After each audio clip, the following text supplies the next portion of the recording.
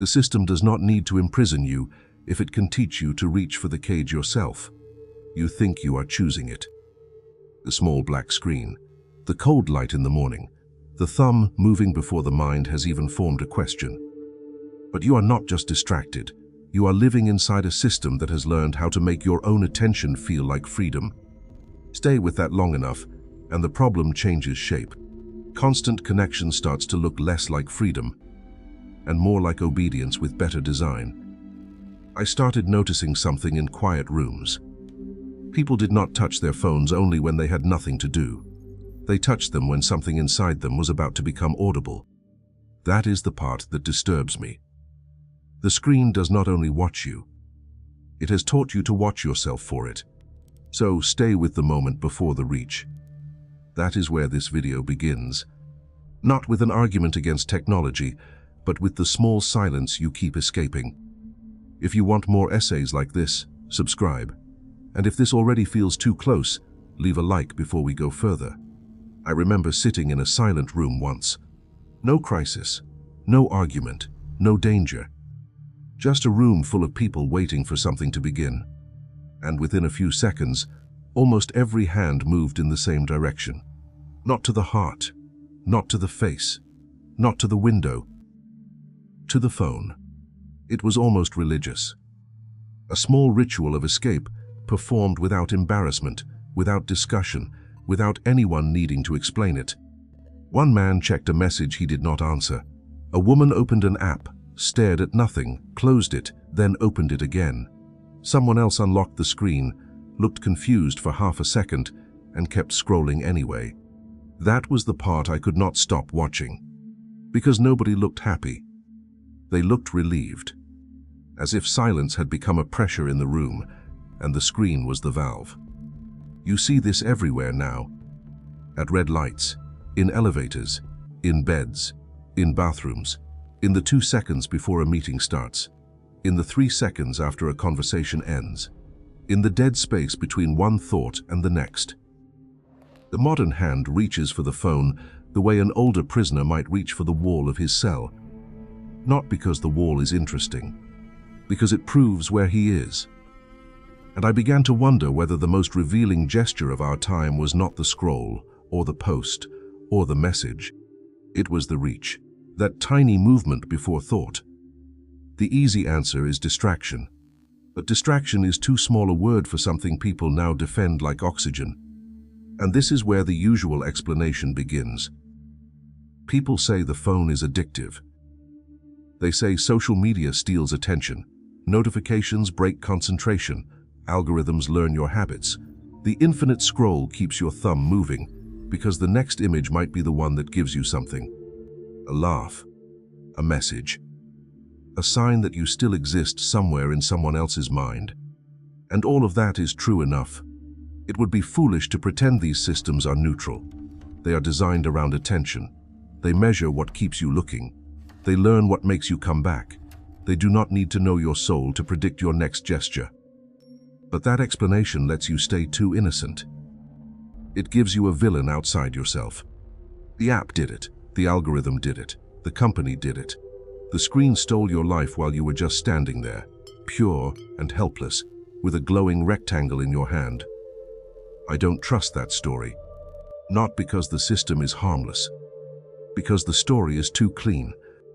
If the phone only distracted you, you would hate it more honestly. You would throw it across the room the way a man throws away something that insults him. But you protect it. You sleep beside it. You panic when you cannot find it. You say you need it for work, for family, for safety, for being informed, for staying connected. Some of those reasons are real. That is what makes the cage elegant. A prison made only of lies is easy to recognize. A prison made of useful things is much harder to hate. So I stopped asking what the screen does to you.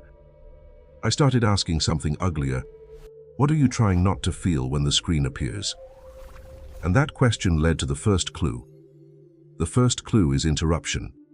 Not the loud kind. Not the dramatic kind that ruins your day and gives you a story to tell. I mean the small interruption that rescues you from yourself. A thought starts to form, and before it can become clear, Your hand moves. A feeling rises, and before it can name itself, the screen lights up. You stand in a kitchen for 5 seconds with nothing to do, and the emptiness feels wrong. So you check. Not because there is something to check, because checking gives your mind a place to hide. That is what most people miss. The phone does not always tempt you with pleasure. Sometimes it protects you from presence. It interrupts the moment before honesty arrives. And that moment is dangerous. Because if you do not touch the screen, you may have to notice that you are tired, or lonely, or angry, or afraid of the next thing you promised yourself you would finally do. You may have to feel the dull pressure of a life that has become too crowded with noise to hear its own warning signals. So the interruption feels merciful. A notification saves you from a thought. A scroll saves you from a question. A message saves you from the strange weight of being alone in your own head. This is why telling someone to just put the phone away often fails. The phone is more than an object in the hand. It is a door. And for many people, it is the fastest door out of the room they are actually in. But interruption alone does not explain why people defend the thing that weakens them. Relief explains why you reach for it. It does not explain why you become available to it. That is the second clue. And it is harder to admit. Before we go to that second clue, I want to say this plainly. Work like this takes time because it cannot be produced as a little machine of recycled conclusions. If this channel has given language to something you felt, but could not name, you can support the psyche through the Buy Me a Coffee link in the description. Think of it as patronage for independent thought. Not entertainment, not noise, not another fast opinion designed to vanish by tomorrow morning. Just support for essays that take the ordinary things modern life normalizes and hold them still long enough to ask what they are doing to the mind. If you cannot support it, stay. That matters too. But if you can, the link is there. Now we go back to the investigation. Because the second clue is more uncomfortable than interruption. It is the moment you stop merely using the system and start making yourself available to it. Availability sounds harmless, almost responsible. You answer quickly. You keep the phone close. You leave the notifications on because someone might need you.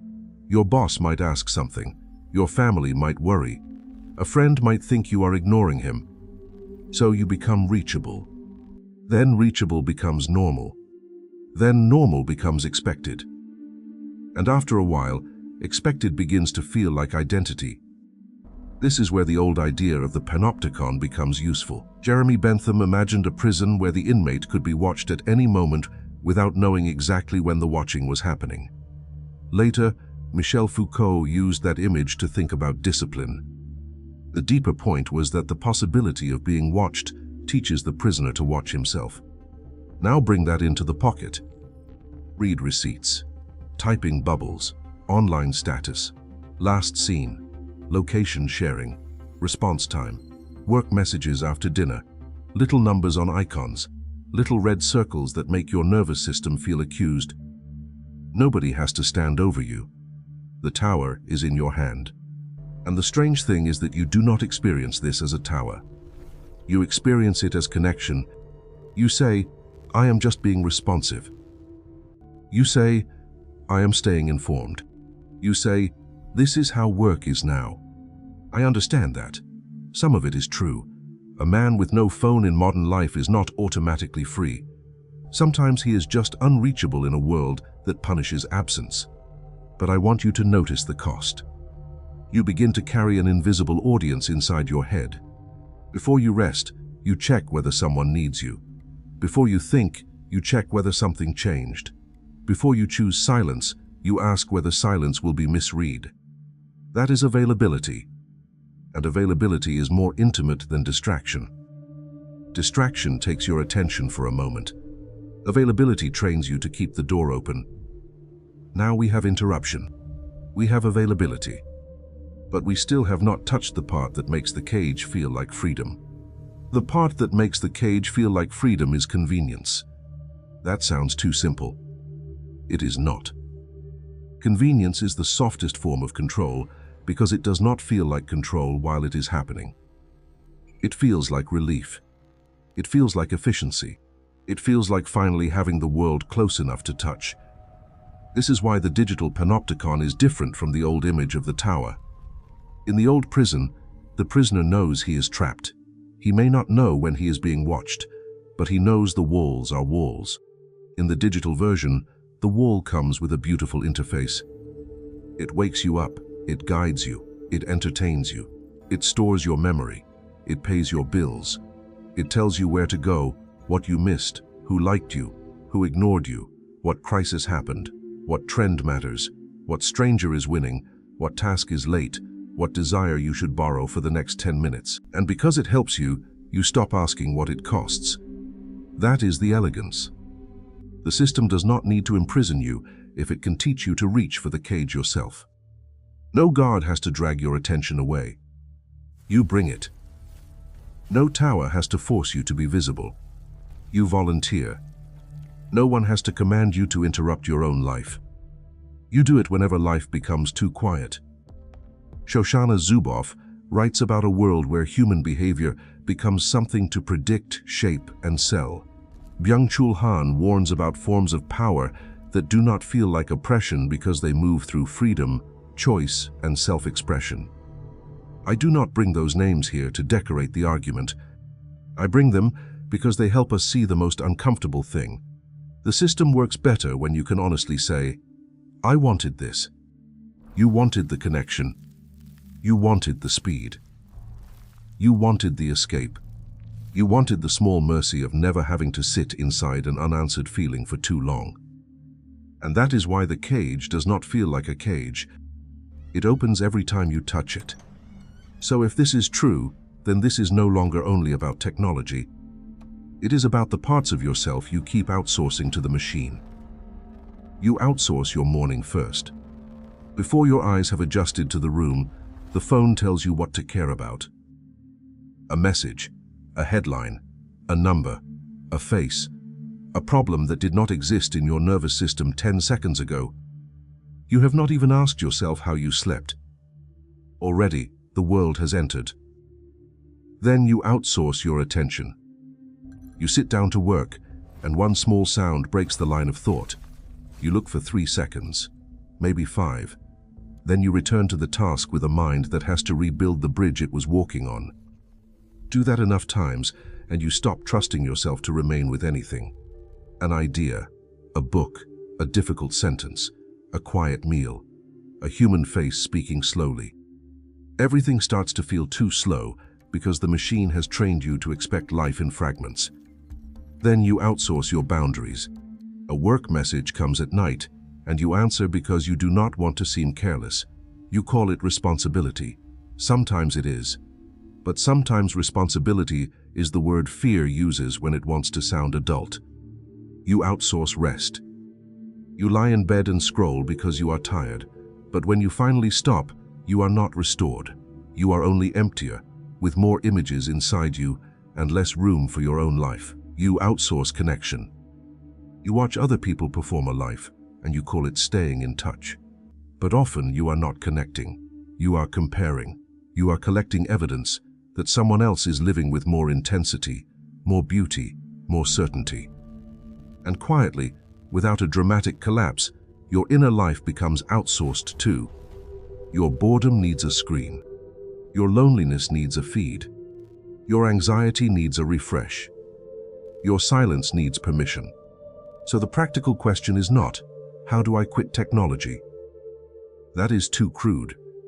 The question is, where does the machine enter before you have chosen to let it in? But be careful. Even awareness can become another costume if you use it to feel superior instead of honest. This is where people often take the wrong exit. They hear this and decide the answer is to hate the machine. To hate the platforms. To hate everyone still scrolling, posting, replying, checking, performing. That is too easy. And it is also another form of escape. Because if the whole problem is the system, then you never have to look at the quiet contract you keep signing with it. Blaming the system can become another cage. A smarter one, maybe, but still a cage. I am not telling you the platforms are innocent. They are not. A great deal of modern digital life is designed to catch attention before attention can defend itself. But innocence is not the question. The question is what you do with the moment after you see it. Some people turn that moment into paranoia. They start seeing a conspiracy behind every screen, every app, every notification, as if fear itself were proof of intelligence. It is not. Some people turn it into superiority. They delete one app and begin to look down on everyone who still has it, as if contempt were freedom. It is not. Some people turn it into another productivity project. They install trackers, blockers, systems, routines, and rules, then spend the next month managing their liberation like another dashboard. That can become its own little prison too. The point is not to hate the machine. The point is to stop handing it the parts of your life you are too afraid to hold. Your boredom, your silence, your unmade decision, your fear of being unreachable, your fear of being forgotten. So do not turn this into theater. Do not make a new identity out of being above distraction. The only question that matters now is smaller and more difficult. What do you do in the first few seconds before the reach? Do not begin with a grand decision. Begin with 10 seconds. The next time your hand moves toward the phone for no clear reason, stop. Not forever. 10 seconds. Let the hand remain where it is. Let the room return. Let the silence become slightly awkward. Then ask one question. What was I about to avoid?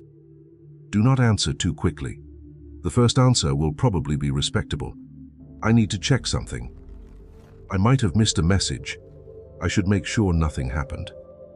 Maybe. But stay a little longer. Under that answer, there may be another one. I do not want to feel tired. I do not want to notice that I am alone. I do not want to start the work. I do not want to sit with the fact that nobody needs me right now. That is where the investigation becomes personal. Not in a dramatic confession. In a gesture so small, no one else will ever see it. You do not recover attention by declaring war on the phone. You begin by refusing to let the phone answer questions you have not even had the courage to hear. That is not a detox. It is a confrontation, and it will feel uncomfortable because the silence you keep escaping has been waiting with information. So the next time you reach for the screen, do not make yourself pure. Do not make yourself impressive.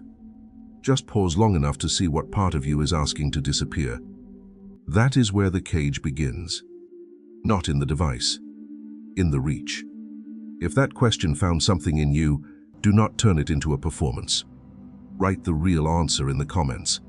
What is the first thing you reach for your phone to avoid feeling? Not the polished answer. The honest one. Someone else will read it and recognize himself. That is how a channel like this becomes more than a sequence of videos. It becomes a room where people stop pretending for a few seconds. And if you want to help keep that room independent, you can support the Psyche through Buy Me a Coffee in the description. This is for people who still believe serious thought deserves time, silence, and a place outside the machinery of constant distraction. No pressure. Just patronage, if the work is worth keeping alive. And if you stay with the 10 seconds before the reach, you may notice something strange. The cage does not disappear. But for the first time, you can feel your hand moving toward it. And that is where freedom starts to become visible.